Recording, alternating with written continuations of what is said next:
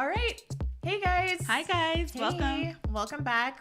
This is Ladies Doing Stuff podcast. And today we're talking about life in show business for women. Ironically, with a couple of guys. Yeah, I think we just had to get that balance going on. Mix it up.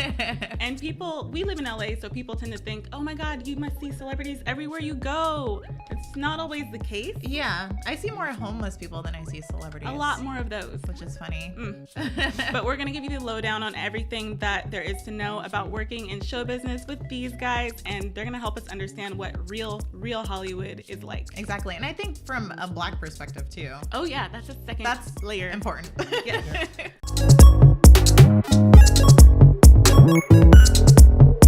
So we have Kareem the Dream.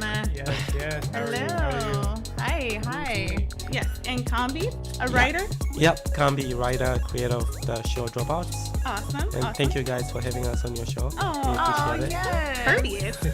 I like that. You're welcome. And Kareem, tell us a little bit about what you do. I know you do a lot of production, and we had to get some education from you not too long ago. Like, what does a producer do? Because people think they know, but do we? In every show, it's different.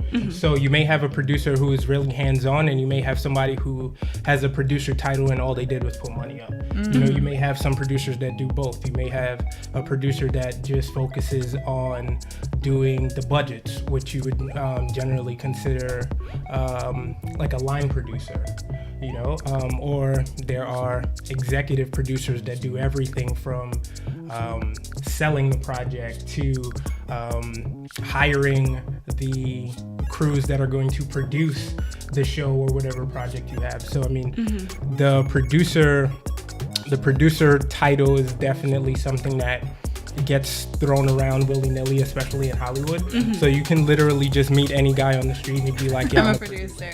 I think we started saying that after you told us. We're like, we produce. Like, In that case. I mean, technically you do produce. We do. You produce Yeah. your show, you're editing, you're creating your outlines. Like, it's definitely a show. You can We totally fund it. Like, hello. hello. You are producers. We're producers. 100%. What's up? There you go. IMBD. It's done. All right, so that's how you do it, guys. Awesome. And Kambi, can you tell us more about your writing experience and what you do?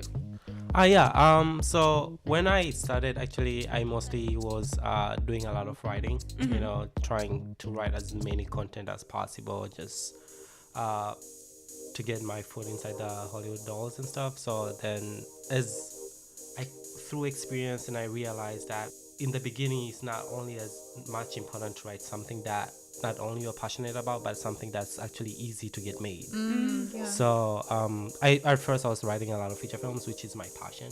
Then Wow, that's a big project. so I wrote something that got an attention of an agent, and they advised me to write TV show scripts as well, just to have more content and stuff like that, which will be easier for them to actually work with it, to show me around and advertise me. So that's pretty much the beginning of like my writing process and stuff. Awesome. Yeah. So mostly I've been more focused on writing comedy TV shows. Oh, Wow. okay. Yeah. I enjoy watching comedy shows and comedy movies and action stuff, of course. Yeah. Cool. You're right. Just tying your passion with what you do, because that'll make it like it's not work. Yeah. Is that what people say? Because sometimes there's some days. What, for the podcast? Yeah. You're like, it is a lot of work. Where I'm just like, ooh, you know, do what you love and you'll never work a day in your life. I'm like, kill me. Only you have to work and work in order to not work in the future. You know what it really is? I think it's that you dislike it less than your 9 to 5. Your 9 to 5, exactly. You know, so if it's even though it's difficult, and you'll be like, in the back of your mind, you can still be like, you know what? At least it's mine. Yeah. At least I'm working for Yeah. myself I'm working in a for sense. Yeah. Also, on the writer point of view, it's like people always tell you write what you want or what you love and stuff like that. But also you gotta keep the mentality of that, what is actually marketable out there. So you gotta balance it. Like you gotta write what you want, but you gotta also write something that people wanna see. So it's not only about you writing something that you think is the best story ever because it's based on your life. Yeah. But somebody else might not relate to that. So you gotta look at the market at the same time balance with what you love to write about. Yeah, that's actually what we're kind of learning and experiencing. Like the further we develop our podcast and our content, we're just like, it's not about us. Like, sure, we're sharing our life story, but we really have to give the people what they want. You know, it's not, they don't care about us, but it's like, how can it relate? Yes, they do. They do a little bit. Care about Just us. a little bit. But it's more so like, how is it relatable for them? Like, what value do they get out of it? Yeah. And if we're just like, this is my life and this is what I do, they're like, good for you. Like, I don't know. Yeah. I feel like it has to be a mutual relationship between you and your audience. Yes. You know, where there is like everybody's benefiting from both. You know, so yeah. So I have a question for you. Do you tend to write for a specific demographic then? If you can't cater to everybody, or do you have to try to cater to everybody? So I have actually realized my strength as a writer is writing teen comedies. Mainly I've been focused on that. Like my demographic will be probably like from 18 to 24. Like something that I'm working on right now, it's called Broken English. And it's just literally a TV show that's set up inside English as a second language class. Oh, And wow. That's an episode. Oh, man. She didn't you teach ESL? Yeah. Yeah, that's awesome. Yeah. Shortly. So yeah, but the TV That show, is comedy right which there. is a sitcom, focusing on the students about this from different countries, them trying to like fit in this environment that they don't know much about, but mostly it's about friendship. I love that. That's You know, I love it awesome. already. Going Is it through out like yet? relationships, dramas, and just like not knowing what you might say, Right. and I might not understand what you mean. You know, you like me, and I think I like you, kind of that thing. But Yeah. the way that you show that you like me, it's It's different different. from my culture. Culture, So it's like a lot yeah. of stuff like that. But it's very funny. It's like a laugh out loud I comedy. want to so- see it. Please cue it up Yeah. right now. Yeah. That's going to be so cool, especially like derivative from the typical American white male perspective. Like that is so done and over with. I'm just like ready for fresh and new. Yeah, and I feel like we are in the golden age of diversity right now. Yes. So it's like perfect timing. I like this. The Golden age politics of and, diversity. you know, Yes. so it's like, yeah. I mean, if you just look at all the shows that get made right now, or movies and stuff like that, they're more open to like diversity. Yes. You know, Crazy Rich Asians made so much money. Yeah. They're Yeah. like, what? People will come to see people that look like them on the screen? Yeah. It's- support. Have you guys seen that Netflix series, Sex Education? Yeah, I have. I love that TV I show. love it Oh my too. God. I was like, this is so perfect because it's set up in the UK.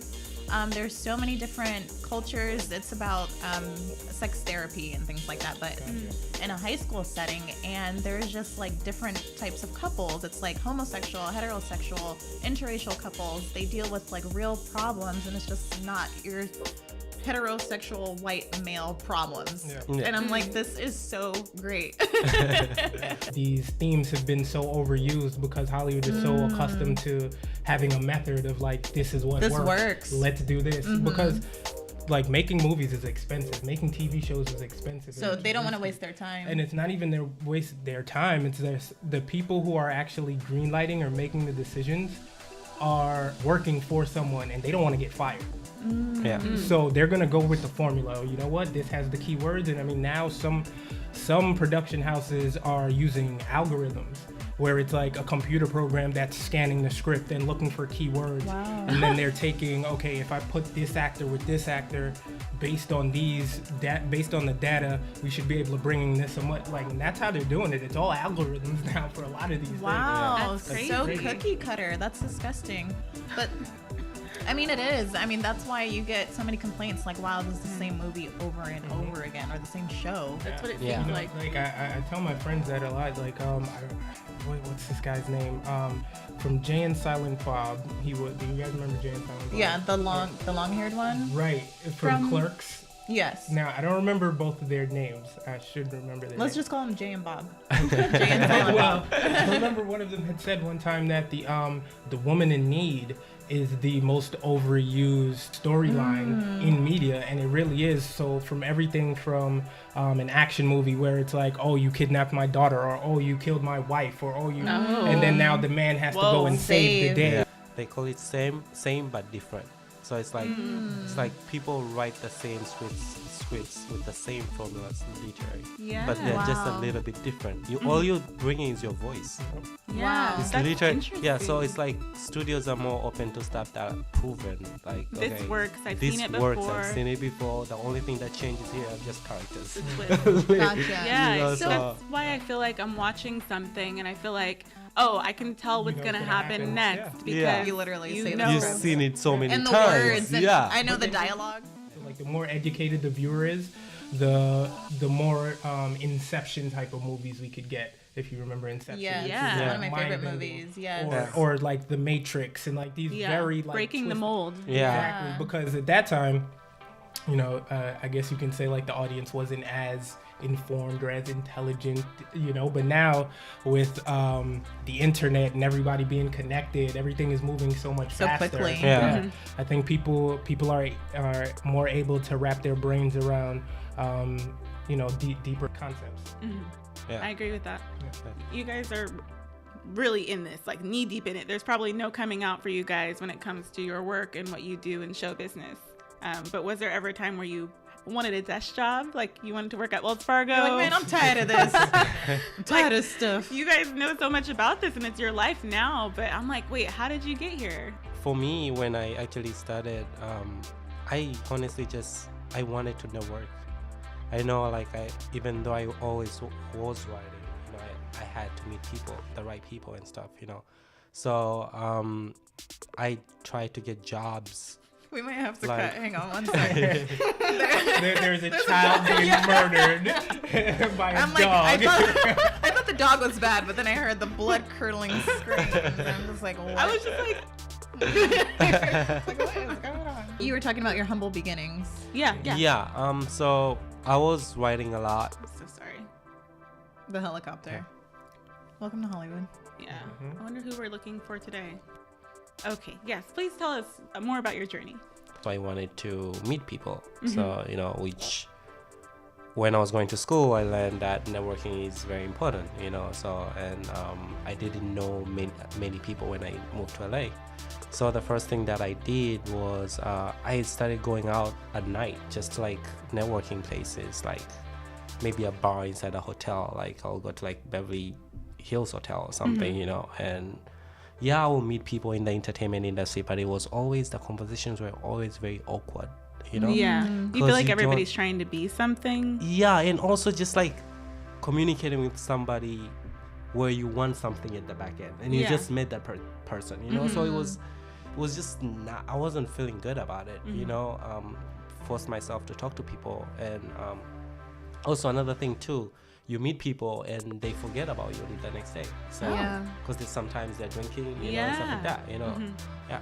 So it was I think one of those New Year's resolution. I told myself, you know what? I want to get a job where I can network like daytime, daily with Yeah. the same group of people, you know. So I pretty much applied to like restaurants jobs and coffee shop jobs by like studios and talent agencies, like all the top 5, Very strategic. like Sony, like Fox, Wow. CAA, UTA. They're all close to each other too. Huh? Yeah, you know, they're all in Beverly Hills and Cherry City area. So, so luckily I got a restaurant job at the down underneath the CAA talent agency. Oh, guys, CAA is, please tell people that are not in Hollywood. Okay, so CAA is like arguably one among the best agencies in the world.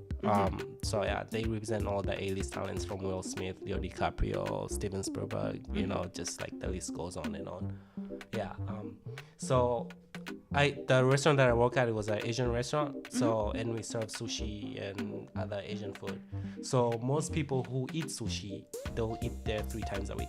Oh. So you're literally meeting the same people weekly. Wow. Yeah. You know, so like, So they get to know you by name. They're like, yeah, like what's it's up, not Combi? pretty much. They're like, You're what are like, you doing this weekend, man? what's You up, know, Leo? like, yo. But the mostly it wasn't like a lot of celebrity that would come and eat there. It was mostly agents. So like for lunch. Still 'Cause it was- good. yeah. So like an agent for Leo DiCaprio will come and eat there. Like agent for Jennifer Lawrence will come and eat there. So it was just like a bunch of agents who came and eat. And it was easier for me to build a relationship with them that way because it was like it felt real. Yeah. Like you're meeting somebody Everyday every day, like not kind of forced. thing. And you have You to know- be in their space. You're like, Yeah. I'm here to serve you. You By need the me. way. Exactly. And also you actually realize, oh my god, they're actually real people. They're not just agents. They have Yeah. problems, you know. They're expecting babies. They you know, they have Wow. like Yeah. so much going on with their life. It's not just about you trying to get in Hollywood. You know, like it's a mutual relationship and stuff like that. But honestly, that's how I got my first screenplay submitted to an agent, because I was talking to him for like maybe 2 years without asking him for anything. That is what's up. That is so important. That groundwork. That playing the long Yeah. game is what I'm hearing. That yes, Amber is not really good at oh playing no, the long game. I'm not.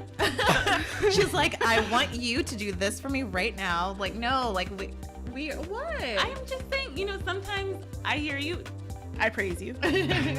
But I just don't like to waste my time. Like, are That's we not doing wasting this? time. It is though. But sometimes when you know exactly what you want from a person, and it's not like I'm talking to Jennifer Lawrence's agent. I mean, that's obviously a little bit different. Like, yeah, let's build a relationship. But if we're just both hustling and we're both having mutual interests, like, are we doing this together or are we not? I see it as paying dues. Like, you just can't come barging out of the gate like, give me this, I want this. Hey, what do you want from me? I can't offer you that much. I think connection and having a strong foundation in your network is much more valuable than like, hey, can I submit this to you? Like, no, because Oh, Yeah. I don't You know know- you. Exactly. I think it's better when you know that person. They feel like they know you, yeah? You know, yeah, you know what though? What I realized, because I was meeting different agents, different times and stuff like that. A lot of time it was more about the connection with somebody. Honestly, you Right. can meet somebody the same day and have the bond with them more than the person you have been talking to for 2 years. So literally, you can meet somebody at that talent agency or anybody, Yeah. relationship-wise, and you Right. can feel like you have known them for years, like just the bond. It's called And that vibes. person, you might not even need to ask that person. That person will ask something you. to read it. Yeah. Yeah. So it's really Yeah. knowing the bond you have with the person. If it took one day to build that relationship and you think you're already there with that person, and also the knowing if you're ready. And we need to It's dig like- more into that being ready part. Like, what does Yeah, that mean? as an actor or actress, you meet, let's say, a big agent like Jennifer Lawrence agent and something like that. You probably have done maybe like some school stuff, you know, Like a Do few you- commercials, yeah, a a few few extra commercials and stuff like roles. that. Do you think that agent is best for you, or do you think you're ready for that agent to actually look at your work? You know, so it's more like at that point, if I'm an actor and I just met someone as big as that, I will want to put that person as my mentor than to ask that person to represent me. So, do you think it's better, and for Amber's sake, For Amber's sake, because she needs so much help, apparently. for Amber's sake, is it better to build that relationship first before asking like straight out of the gate, hey, I see you do this, can you do this for me? I feel like the most important thing, it's not only just building a relationship with somebody, but also knowing what that person wants in their life. I remember the first time that I met Kareem over here, you know,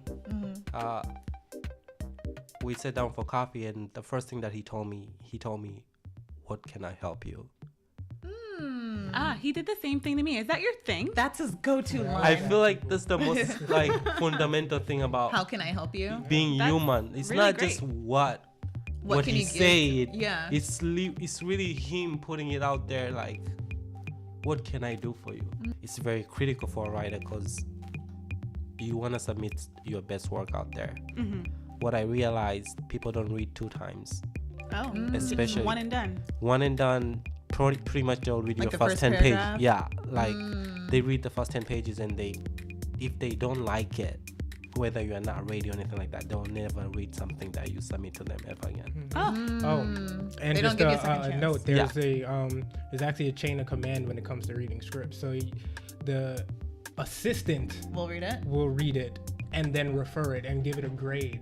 And not in every situation, but a lot of times that's how it works, because people are getting hundreds of scripts, not just yours. Yeah. You know, so their assistant's gonna read it, grade it, and then Yeah. so And even in bigger talent agencies, they have readers for scripts. So they have professional readers who like just are They there probably to have a read system scripts. for Yeah. it, too. Yeah. Yeah, so I was gonna they, ask that. Yeah. Do so they put it in that like keyword system thing? Like, who qualifies these assistants to say yes so, or no? I feel like mostly it's the readers that read the scripts and they do coverage of your script. So once they do coverage of your script, then the agent will look at the coverage and they will decide from there. Now, what's coverage? Coverage, so will be like an analysis of your screenplay. So where it's like it will tell the summary a little bit and what's good about the script, what's bad about the script, what's the marketplace of the script. Okay, so if they get to the coverage level, that means you're in the good because Yeah. they took So that extra step. the only time an agent will take your screenplay to get coverage is if you have a personal relationship with that person and they want to give you a chance. So they won't read it, they'll give it to the person who does that before they can read it. So they're hired for that. So they'll read the script and they'll do coverage. So, and I feel like most agents read script from their clients. Okay. So they read it direct from their clients. If a person that they represent write something, then they will actually read it. Right. You know, and stuff like that. But makes from sense. newcomers and stuff like that, new submissions is always. Because I'm sure they're getting bombarded left and right. Like, And read it- my Yeah. stuff, and read my it's, stuff. It's tricky because you have that fear of somebody stealing your idea, so you may want them to sign an NDA, yeah. but asking them to sign that NDA might Push them them away just because. That sucks. Like, what about the power for the artists, the writers? Yeah, but I mean, like, we live in a world where it's easy to sue people and get money for anything. So, like, people are going to protect their wealth as much as possible. Yeah, and I think it's the most, which I have learned just giving advice and stuff like that. When you submit a screenplay to somebody and you ask them to do an NDA or something like that, that first thing that rings in their bell is like amateur. Oh, amateur, because you're like, oh, here's my script. You can't take it though. You better not take my Just ideas. just it whiny? imagine the people in the entertainment industry, the big people, do they send each other scripts and be like, hey, send an NDA? By the way, don't take exactly. it. Yeah. You know, so I don't know. like the first time this person doesn't work with people like you, and the first time he's trying to give you a chance and they get send an NDA. Yeah. Guys, But, signing signing that NDA is dangerous. Sorry. Oh no, You're I was just you're gonna make a quick point. I know it's like self-explanatory, but if you don't know, NDA means non-disclosure agreement, meaning whatever you do is exclusive. Believe it or not, people don't know that. You know, we work in a creative space, so we do. Yeah, Right. it does protect you, an NDA, but even having an email link, if you have copywritten your work and you are directly submitting your work to somebody through an email chain, you already have proof that person cannot steal your Is work. that's Exactly. intellectual property? Yeah, so to say. they already, Okay. because I think to prove when you're suing somebody, they stole your work, you have to prove two things. A, you're the first person who wrote this thing, it's yours, which is it's covered through copyrights and stuff like that. And the second thing that you have to prove that this person have access to your work, Yeah. which is if you have an email link that shows that you guys were communicating and you actually send that person a script, you don't need to make that person sign an NDA. Yeah. They already know that they work in the industry, they're professionals. Like there you go. like the way people steal screenplays in Hollywood, it's like they will like probably like pick up a script from somebody that there is no chain that brings them to like they had access to a screenplay. Nobody will steal your script if there is email chain linking them to it, Okay. So if because you can prove it. okay, gotcha. So nothing on paper. Right. Get it digitally. Is that what we're going with? Kareem? Yeah, Yes. pretty much. Basically. Don't print out your screenplay and just like go to a can you meeting. read and, this? Hey, can you read it? No, Use it send them an email. do people still do that? Like, let me print You'll this be out. surprised. Yeah. Yeah. So Yeah, Kareem. Sorry we disrupted you. I want to get your take on this. Yeah, but I was gonna say the NDAs can be risky for producers to sign because what you're actually saying is that I can't help it. You did that before. That was your second I chance. saw her. She was like, Oh, good. That's funny, but good. Do it. Keep doing it. we told them don't touch the table. We can hear it on the mic. Don't touch it. And here he just karate chopping. He's like, your "Hey, nails? like Like, he's what's making going on?" soup and salad. Yeah. Yeah. No, I was gonna say it's risky for a producer because if I am working on something maybe similar, and I read your script, and now there's something in there, it might not even be the entire concept. It could be certain things in there about the characters or whatever that may be similar to something else that I'm working on. I've basically put myself in a bind now because now if you turn around and you you sue me, be like, hey, well, you signed the NDA, but like, look, you got this new project, and that's my character, and now you got to deal with that. Yeah. Like you're gonna like you know, as the producer, they could probably win in the long run, but why would you even want to go through that and have to spend the money and like you deal? You know, it's a headache they don't want to deal with at all. Yeah. So you wouldn't read it as a producer if you got a script and they're like, "Hey, sign this NDA." I get scripts. Like trust, like LinkedIn, bro. listen, those unsolicited scripts are a thing for real. Without even asking, like, hello, how you're doing? I'm not that crazy. No. They'll do that. Like, but hey, the bro, script will be what's up? attached to it. Like, hey, how you doing? We just connected. Can you take a look at my script? It's about da-da-da. We're like, well, close. Oops, sorry. No, because your background, you listed your work background, yes? Yeah. Like, so tell people what you did. Well, basically, I'm a producer. I've been doing it for going on professionally, let's say 7 years. This is going to be my 7th year. I started at the bottom as like a PA, worked my way up, grinded it out. Technically on a desk job too. That was like, woo! It was like probably the hardest job I've ever had, working at the Jerry Springer show. That was one of the shows I worked at. So yeah, I was one of the people who were creating all that drama and everything behind the snes. You're like, no, spit on her face. Let's bring Steve out here. Let's escalate this situation. But yeah, it was definitely a difficult job because it was weekly. So every single week you would have to produce an entire show. You would have to cast an entire new show. You would have to fly out 6, 7, 8 people, some who don't like each other, and be having to manage a team of PAs and assistants that, hey, the girlfriend is going to B-Dubs. Send the mistress to, Kona Grill. And then, and then they have drivers, so only the driver could take them around because literally if these people run into each other, they will fight. Oh, and you can't have them at the same restaurant. You can't have them in the same green room. Different hotels, everything. What? Wow. Everything. You got to separate everything. But then on top of that, being the producer, you have to be in charge of all these things. So at the Jerry Springer show, I was one of the associate producers, and man, when I tell you, my job entailed everything from doing the budget every week, doing the rundowns, as I said, keeping everybody away from each other, casting. It's definitely one of the most difficult jobs I've ever had. So to answer the original question, have you ever thought about leaving what we do now for a desk job? Yeah. No. Because I did the desk job again. first. So So you would have to leave to go back to that. Yeah.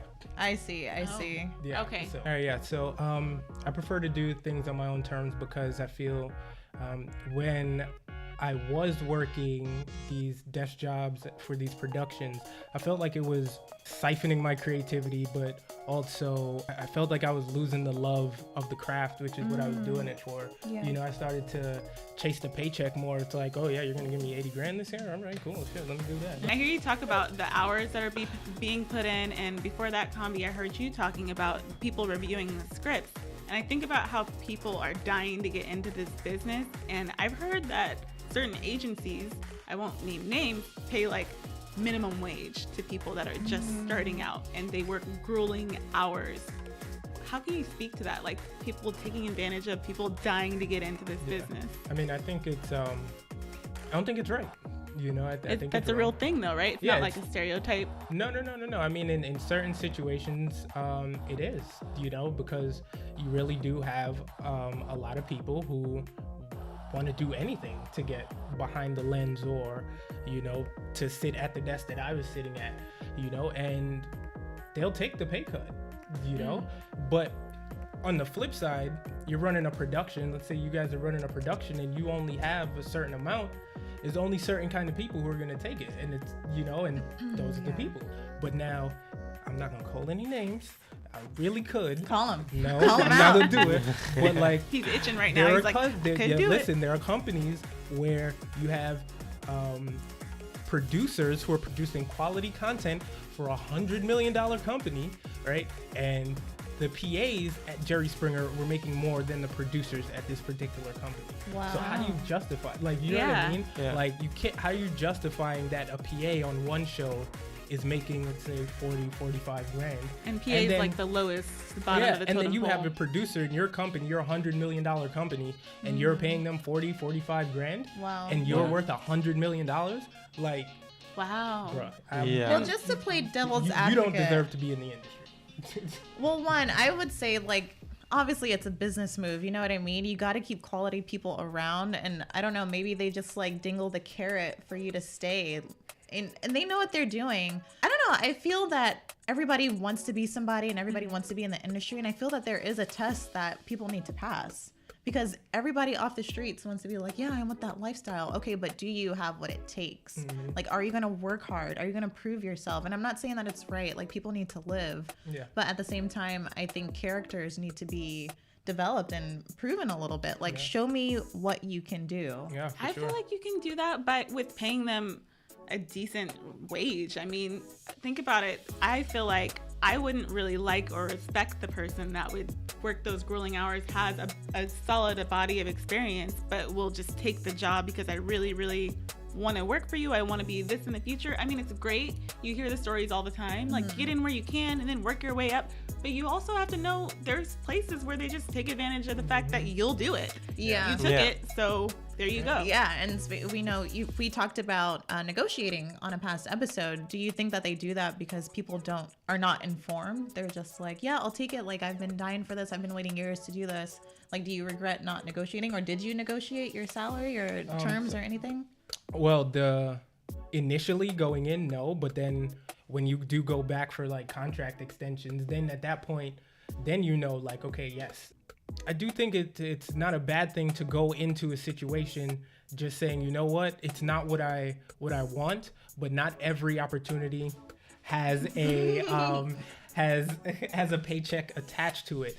So if you go in with the idea of, okay, look, I know what I could bring to this, and if you're not just gonna be there working for the next 7-8 years, if you have an understanding of, okay, look, with the boss, look, in 6 months we're gonna have a review, and then we're gonna talk about whether or not I can get promoted or whatever. Like, you have to have that conversation going into it, so there's an understanding.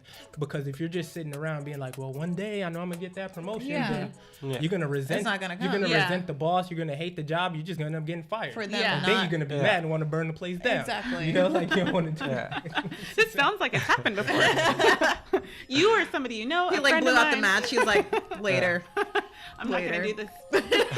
I'm above this. I don't need to do this. I'm too good for this. Man.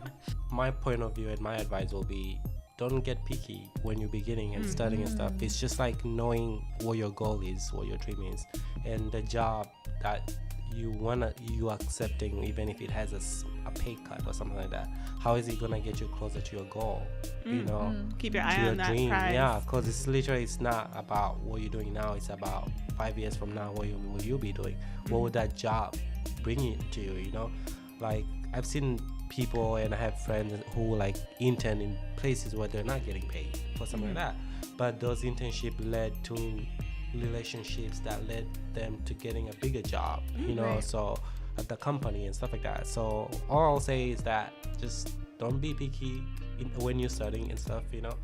Just see where that job and opportunity is gonna take you career-wise. Do you think that's different for non-people of color? Like, do you think that as advice is only for men and women of color who are trying to get in this industry? I feel like that advice is for everybody. I Okay. wouldn't really like classify it to like people of color or not people of color. I feel like even though we people of color have it tough in the beginning stage, but we all face difficulties when we start. It's hard for everybody pretty much, even though actually we have it harder because of opportunities. I'm curious to know more about those difficulties for people of color. I feel like for me, honestly, if I'm gonna speak for my own experiences, being underestimated, which it can work later to your advantage. Yeah. Like, oh my God, Kami, you do all this? Yeah. Kind of like the underdog. Oh, you know, Yeah, the pretty much. worst? Yeah. Oh, you're so well spoken. Kareem, you're not Do you like still the get other. that? You're so different from every other black guy I I've feel met. strangely comfortable around you. So, I can't believe you still get that. You're still well spoken. on occasion. Everybody has had that that little bit of shade where you're like, wait a minute. You're like, was that a compliment? Or did you? Were you throwing? Because you see, and that's another thing that I feel that that Black people struggle with is like trying to figure out whether or not you are like a bigot or a racist, because it's like, are you just uninformed, or are you like? These days, my answer is always. Yeah. I know you are. It's fine. I'm gonna get what I want. You're gonna get what you want. We're gonna work this out. But I know who you are. Yeah. It's crazy because speaking of what Kareem said about he gets that, what I usually get is like, oh my God, you have an accent. You are not from here, so tell me your story. Like, so, you have some... Like, who are you? Yeah, it's like, so sometimes someone, like, because of my networking and stuff like that, they met me a couple of times. They just saw me. They didn't know who I am. Then when they speak to me, they're like, oh my God, where are you from? You know, so they're like, you're not from here, you know, kind of. Then it's crazy. For me, it has played so far on an advantage level where people are more willingly to like be like, oh, so what's your journey? What brings you to America? Or what's your background? What story do you want to tell? Kind of type thing. So it's like your icebreaker in a way. Yeah. So it has always been like something where I start talking to somebody and they're like, oh, you know, like they're more intrigued to know more about me. Yeah, that's because I'm cool. not from here. Do you kind of like fluff up your background story? You're like, yeah, man, war torn. I had to crawl over the border. I had to swim by myself. I was only an infant. Yeah, I'm supporting my family back home. So what I'm hearing so far is that you have to be a hustler. You have to not be afraid to network. There's different ways to go about it. The Amber way. So is not recommended. Yes, no, we don't do the Amber way. Okay, what's the Aamber way? Let's not say that. Yeah, Let's not say that. The Aamber way, as you were saying, was just being very direct, like, hey, are we gonna do this or not? Yeah, like, what do you want from me? This is what I want from you. Kambi and I have a lot of conversations about building relationships, but there are also situations where you do need to be direct, because sometimes there'll be somebody who's like, hey, let's work together. Okay, cool. What do you want to do? What do you want to do? Yeah. I don't know. And then now you're playing around. Like, so what you even reaching out to me for? I feel you. Like, just like, if you come to me with a proposition, then I can think about it and let you know yes or no. Yeah. I feel you on that one. Yeah. Amber way all day. Oh, for that particular instance. Yeah. So it's case by case. But I think if you know, like, hey, we know this person has this background, you know, let's schmooze a little bit. I'm down with the schmoozing. Yeah, you lead that. That's not my I always do, yeah. I'm the schmoozer. Yeah, do that. Stick with our strengths. That's what yes, I'm saying. exactly. Yeah. And speaking of strengths, having, like, using your weaknesses, so to speak, where, you know, the industry, like, oh, you have an accent, or oh, you're this, like, be the underdog, kind of using that to your advantage. One thing I wanted to talk about is how we met. So Kareem's a hustler by nature, and I know this because he met us New Year's Day, 8 a.m. sharp. Do you know how early I had to wake up? I missed the fireworks. I had to make sure I got enough sleep because he was like 8 a.m. and I'm like, and he was early. He was early. He was there so early. So I was like, okay, this is how I know when people aren't messing around. Yes. And you know. Yeah, and that's why I was so motivated. I'm like, okay, he means business. He's not like, oh, well, let's do 10 p.m. Like, no. Meet me at 10. I'm meeting you nowhere at 10 p.m. Yeah, exactly. I'm meeting my bed and my pillow at 10 p.m. But it's also, it reduced a lot of barriers too, because when you're networking with women, things are a little bit different. You can't just be like, hey, meet me at this bar and it'll be fine. We'll talk business, we'll talk shop. So I'm like, 8 a.m., I automatically feel safe. Comfortable. Yes. I can get things done. So can you guys speak to that, how you've had to network with women, and especially in the age of me too, she too, him too, they too, we all us too, do together. Yeah. Yes. Tell us about that. So far for me, most of the, I will say, women that I've networked with, she's more in the position of power than I am. So, you know. And that's usually the case. At the level of my career, yes. If you're going to meet up with somebody for networking, it should be about networking. Yeah, keep it on topic.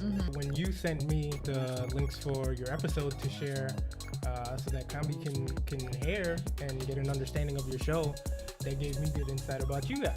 You know, like that you're about your business as well. Because when you see, I'm about to do it again. Don't do it. Don't do it. I'm gonna pop you. And So you guys aren't scared when you meet up with women? Not even a little bit? I mean, in the conversations, generally via text, I'm usually careful with the way I word things or the way I say things because I'm conscious of the fact that it might come across that I'm trying to do something other than network, or that, you know, I don't want her, the female I'm speaking of, to think that I'm, like I said, trying to hook up with her. The female. Yeah. The I have to female be species. very careful when I approach her. The female. In her natural environment. Slowly. She needs You to know, be very careful. but even that, at one point that I heard that female isn't appropriate. Like, I shouldn't say female. Sounds Well, you said general. the female. So that's a little bit different. Yeah. So I don't. So it's like I definitely have to say, okay, You can say women. the women. No, women. He's so careful. Women. Even listen to this, guys. The women. When you approach her, The goddesses. Why don't you say that? The goddesses. the queen. Yeah. See, but I can only say that about the black women. Hey. I gotta keep it general for everybody, so we can't say queen. So the female.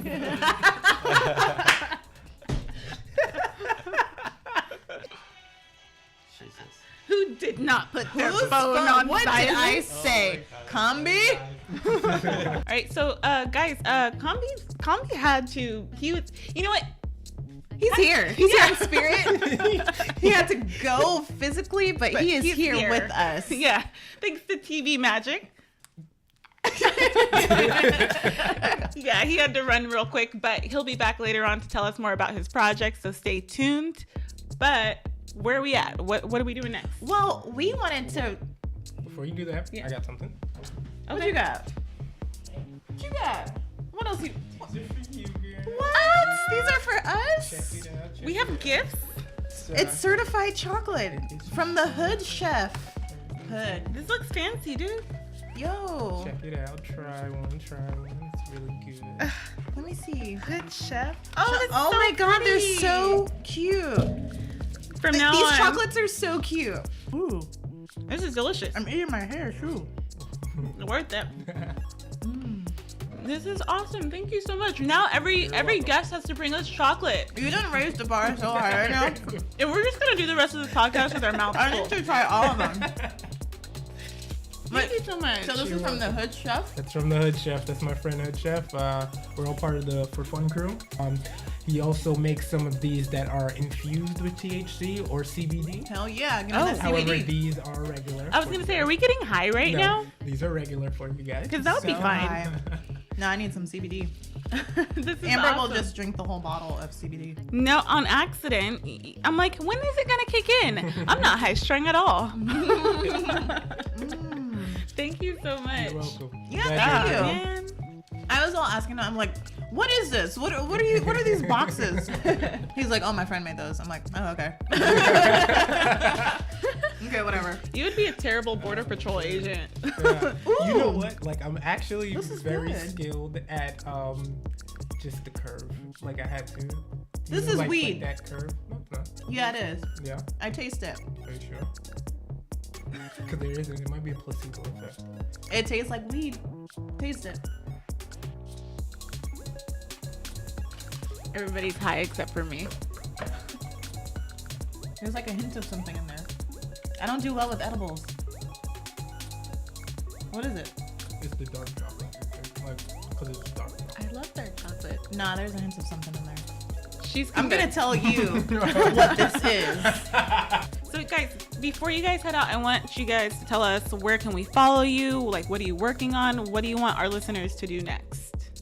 So currently, together right now, we are working on a project called Dropouts. I am the producer on it. Camby is the creator and writer, and it is a television series. Like Kareem said, the show started Dropouts, and the show it's set up in a college town, but the show actually focuses on the group of people, outcasts, who were used to be college students. Now they're dropouts, trying to prove themselves in a college town. that socially does not accept them. What was your inspiration for the show? So I actually, funny thing. I He's like, I'm a dropout. I love when it starts this way. Funny story. Don't start it. Well, you know what had happened was. The way my bank account is set up, like So aside from being a dropout, actually the show was inspired long time ago when I was actually in college. So my first time when I came to America from Tanzania, when I got that visa and I was like, oh my God, I'm going to New York. The first time I'm leaving my country ever, traveling for the Wow. first time was me going to big New city. York, the big city. Then I got to New York, I realized, holy shit, This is awful. I am in upstate New York near Canada. I went to the wrong what part. the hell? like Overshot it a New bit. York, like I'm like, holy shit, like there is not even a one tall building here. This doesn't look like the advertisement. So I was like, damn it, so I really didn't like it there, especially the first time. It was too cold and it was not what I was expecting. It was not New York City, so I hated it. But as the days went on, slowly I started falling in love with this town, the people around me, the students, the college parties. It's like being a freshman in school. Just it was literally it was the best thing that has ever happened to me. It's actually the best time that I've had good time in America was my first year here, Oh my God. which was in that college town. What college town is this? It's called Plattsburgh. Oh, okay. Yeah. Never So heard of it. I think, have I heard it? No. It sounds familiar. yeah, it's like not good with near geography. Syracuse. I'm like, like, yeah, Plattsburgh. Yeah, like Yeah, Northern right. California. Yeah. I think Gettysburg, right? So. The address, right? The Gettysburg address.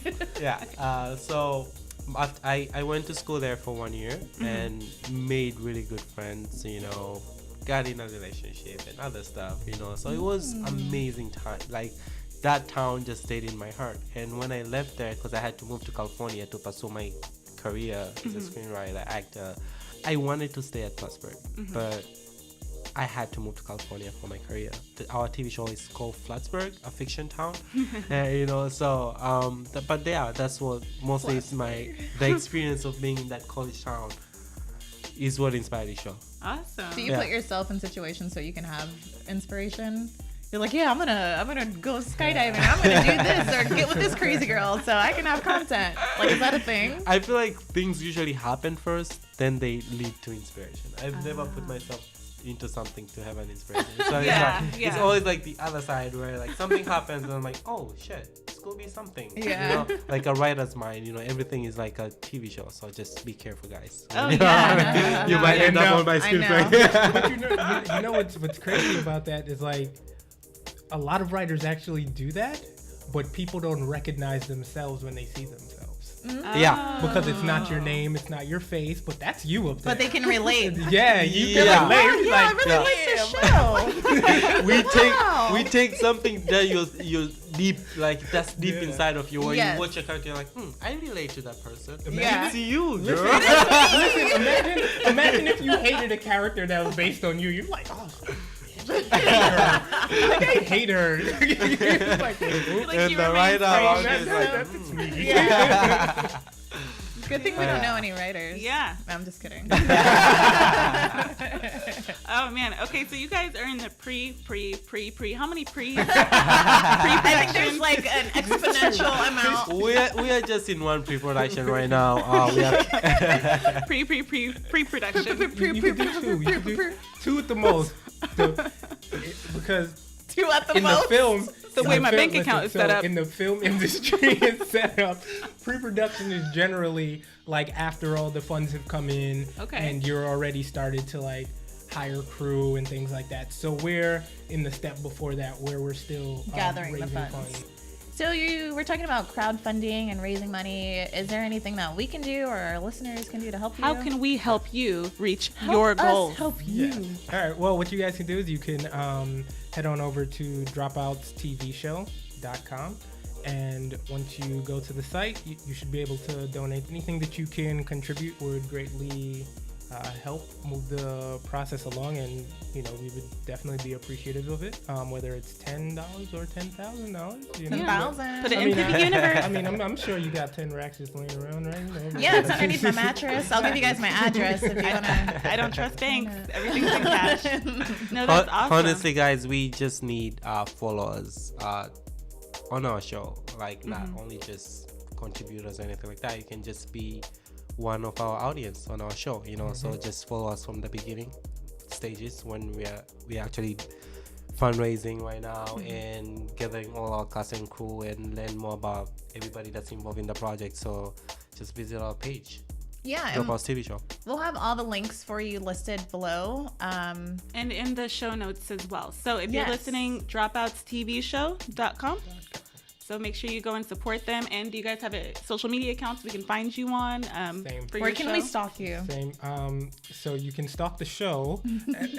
I said you. Personally. I said what All I right, said. yeah. For Dropouts TV, you guys have an Instagram, a Facebook, a Twitter, and all that stuff all as well. the same name, Dropouts TV show. Cool. Awesome. Well, it sounds like we got all of our bases covered here. Yeah. We want to thank you guys for coming out and being our guests and giving us a lowdown about networking, show business, and everything that people think they know has just been changed because of you. Yeah, you guys dropped some major truth bombs, some definite, really helpful advice. So thank you so much, especially for people of color, how to get ahead, how to stay ahead. Okay, really, I how to get their foot in the have door. to say thanks to you guys for having us. This has been such a fun show. Just being here and making us feel comfortable being ourselves and enjoying this. I wish, honest, I can do this the whole day. Let's do it and I really want to return here just like to chop it up, support other Yeah. projects and stuff like that, So honestly, it was an amazing time. See, Thank we're you, cool, guys. guys. We're cool.